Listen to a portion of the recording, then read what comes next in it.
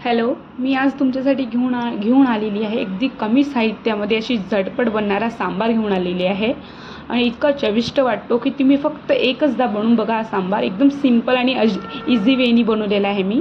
बघा तुम्ही एक वाटी डाळ घेतलेली, त्याला स्वच्छ धुवून टाकलेलं आहे, त्यामध्ये कुकरमध्ये घातलेली आहे, त्यामध्ये पाणी घातलेलं आहे। म्हणजे तुमच्याकडे डाळीची क्वांटिटी कशी राहणार त्याच्या पद्धतीने तुम्ही पाणी घालू शकता। त्यामध्ये हळद घाला आणि मीठ घाला आठवणीने आणि छान त्याला शिजू द्या। ते शिजवल्यावर त्याला चांगल्या सिट्या होऊ दिल्या 3 ते 4 मी छान। आणि एक मग कढई ठेवलेली आहे गॅसवर। कढईमध्ये आपण तेल घातलेलं आहे। सर्वप्रथम तेल घातल्यावर आपण त्यामध्ये मोहरी घातलेली आहे।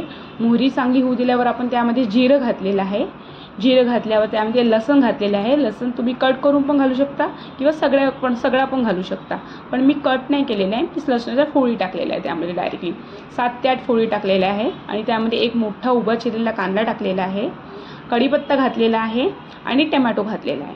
ते चांगलं होऊ दिल्यावर त्यामध्ये मी तिखट, हळद, थोडीशी हळद आपण ऑलरेडी वरणामध्ये घातलेली आहे शिजवताना, तर हळदची क्वांटिटी एकदम थोडी ठेवा, नाही घातली तरी चालेल कारण का वरणामध्ये आपण घातलेलं आहे।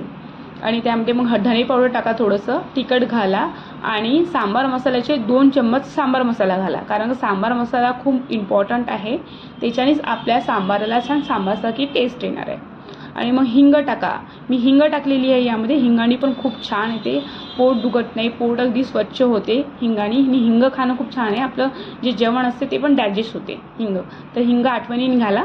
ज्यांना नाही आवडत ते नको घाला, पण हिंग टाका ज्यांनी जे खात असेल ते। आणि नंतर मी यामध्ये चिंचेचं पाणी घातलेलं आहे आणि चिंचेचं पाणी घातल्याने पण खूप छान चव येते बरं सांबाराला, अशी आंबट गोडसं येते। आणि आपण गोडसाठी यामध्ये गूळ घातलेला आहे, तर समोर तुम्हाला दिसेलच मी गूळ पण घातलेला आहे यामध्ये।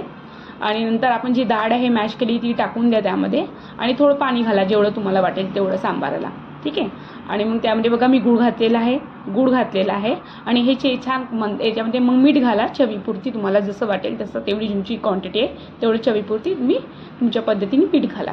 नंतर त्याला चांगलं कमी आचेमध्ये 10 ते 15 मिनिटं शिजू द्या। त्यावरती वरतून कोथिंबीर घाला आणि छान झाकून 5 मिनिटं शिजवा, जास्त नाही, कारण ऑलरेडी आपण डाळ शिजलेली आहे आणि इथे आपला सांबार रेडी आहे। तुम्ही खाऊ शकता, बघू शकता किती छान कलर आलेला आहे।